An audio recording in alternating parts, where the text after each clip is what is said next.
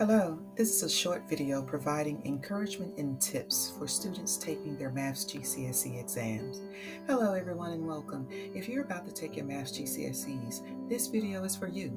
I wanted to take a moment to wish each and every one of you the very best of luck. I know you all have worked so hard and it's time to show what you're capable of. Here are a few tips that might help you during your exams. Make sure you read each question carefully before attempting to answer it. Always show you're working out. It can get you partial credit, even if your final answer is wrong. Try to manage your time wisely. Don't spend too long on a question you're stuck on. If you start to feel anxious, remember to take a few deep breaths. It can help you stay calm. Remember all of the studying and practice you've done. You've come so far. You've prepared for this and you're ready. Believe in yourself. Trust the knowledge you have gained.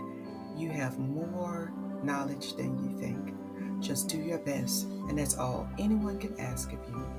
Give it your best shot, and remember to stay positive. I'm wishing you all the best of luck and success in your Maths GCSE exams.